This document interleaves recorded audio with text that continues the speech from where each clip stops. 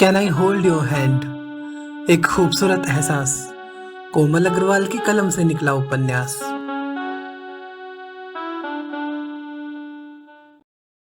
Dear listeners, आप सुन रहे हैं can I hold your hand, एक खूबसूरत एहसास का 7वां भाग मेरे यानी कोमल अग्रवाल के साथ। कहानी के पिछले भाग में आपने सुना कि शेखर पाखी से अपने प्यार का इजहार करता है, मगर पाखी उसे मना कर देती है, जिससे शेखर नाराज हो जाता है। अब आगे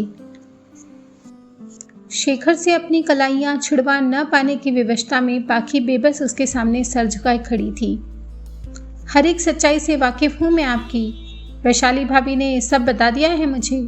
और हाँ, एक और बात, मेरा प्यार इतना कमज़ोर नहीं है कि आपके अतीत के बुरे साए उस पर ग्रहण लगा सके। शेखर को खुद ही अपने साहस और व्यवहार पर आश्चर्य हो रहा था। उसने कभी किसी लड़की के साथ इस तरह की हरकत करना तो दूर सोचा तक नहीं था।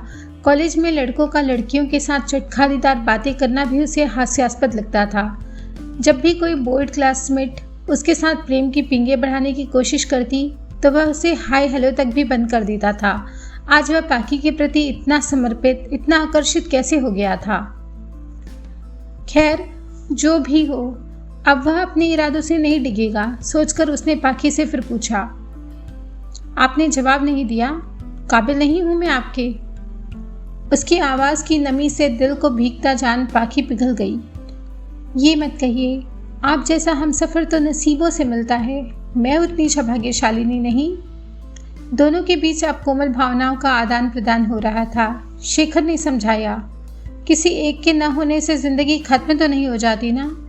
और ये आंसू मत छुपाइए, आंखों से गिरने वाले आंसू अगर दिल में गिर जाएं तो आग बन जाते हैं, और अगर इन्हें बहाना ही है तो मेरा दामन क्यों नहीं? पाखी धीरे से बोली, ये आंसू ही मेरी जिंदगी की हकीकत है। बहुत मुश्किल से इन्हें अपनी आंखों में रोक रखा है मैंने, सिर्फ इसलिए कि इनमें एक सैलाब है, डरती हूँ इनके कहर से। शेखर भी हार मानने वालों में से नहीं था। तो मैं क्या समझूं ये कि आप मुझे अपने गम बांटने के काबिल भी नहीं समझती हैं। एक दिन आपने ही तो कहा था ना कि मैं आपका सबसे अच्छा दोस्त हूँ, तो फिर मुझे खुद से अलग थलग क्यों रखना चाहती हैं? पुरुष का ऐसा अधिकार नारी के मन रूपी जमीन पर वर्षा के मीठे जल की तरह होता है। ये पाखी ने जाना तो अवश्य था, पर अब शेखर के स्नेह और अपनत्व से बरसों पड़ी रेतीली अपने दिल की जमीन को भीगता और लहलहाता सा महसूस कर रही थी। मैं आपको कैसे समझाऊं कि ज़िंदगी जितनी आसान दिखती है उतनी होती नहीं है। मैं आपको सब कुछ बताना चाहती हूँ शेखर, मगर डरती हूँ इस सो कॉल्ड सोसाइटी से, जिसने मुझे इतना दर्द दिया है कि मैं अपने दुख दर्द किसी से भी शेयर करने से बहुत घबराती हूँ। वह रोष के स्वर में बोली जा रही थी। हाँ, ये समाज मुझे मनहूस कहता है, नागिन, अभिशप्ता और न जाने क्या क्या। तकदीर का ये खेल मुझ पर बहुत भारी गुजरा है, जिसमें मेरी चौतरफा हार हुई है।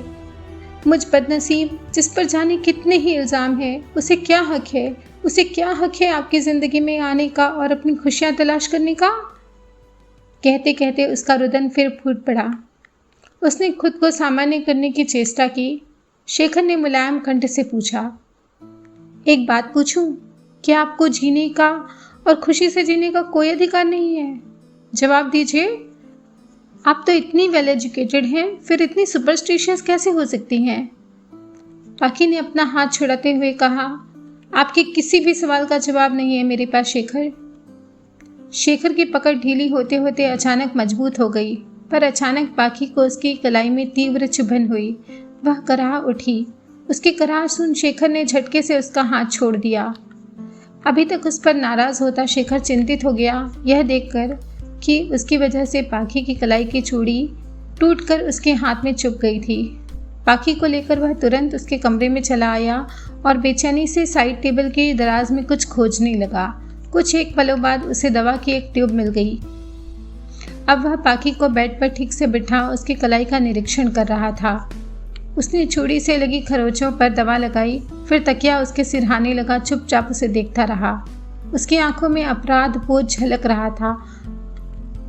आई एम सॉरी, वह धीरे से बोला। पाखी का हाथ उसने किनारे कुशन पर रखते हुए कहा, आप कुछ देर यहीं रखिएगा, कम से कम दवा के सूखने तक। उसने हुक्म सुनाया। ज़्यादा नहीं लगी है, आप बेकार ही परेशान हो रहे हैं, पाखी ने उसके हाथ पर हाथ रखते हुए कहा। शेखर को अच्छा लगा।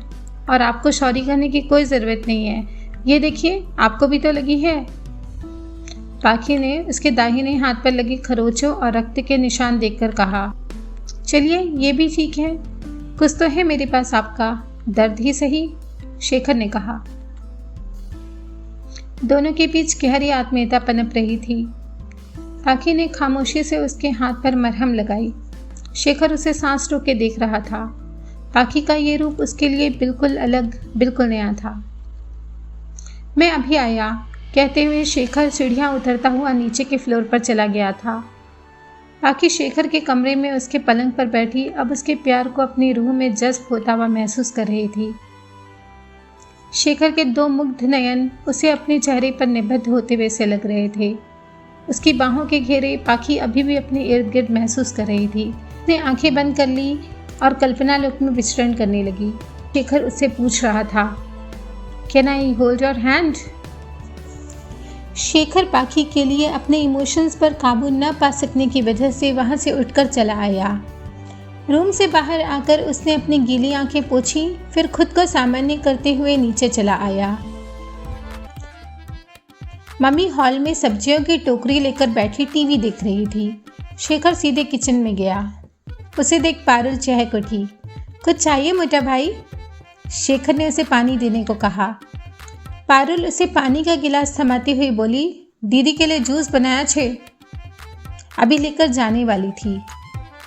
मुझे दो, मैं ले जाता हूँ, शेखर ने कहा। तभी मम्मी ने शेखर को पुकारा। वो उनके पास गया तो वो बोली, पाखी अच्छी लगी तुम्हें? मुझे तो बहुत अच्छी लगी।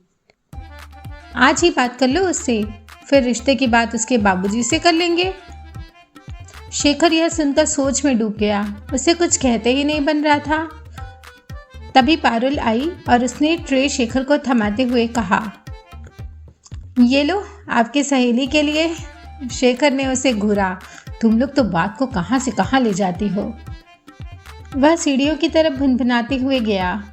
मम्मी ने पीछे से आवाज़ दी, बात जरूर कर लेना शेखर। पारुल ने उसके जाते ही कहा, मुरली वाले ने आपकी बहू भेज दी माँ जी, अब मोटा भाई मना नहीं कर सकते। तुझसे कुछ कहा क्या? मम्मी ने उत्सुकता से पूछा। क्या माँ जी, ये भी कोई कहने की बात है? आप भी ना। इन सब बातों से अनजान पाखी अपने ही ख्यालों में खोई थी, जहाँ शेखर उसका हाथ थामकर उसे सुकून दे रहा था, एक दोस्त की तरह और शायद एक जीवन साथी की तरह। जिंदगी से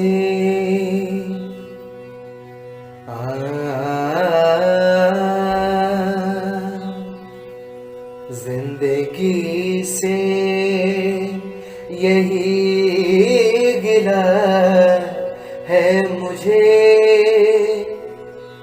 जिंदगी से यही गिला है मुझे, तो बड़ी देर से मिला है मुझे जिंदगी से,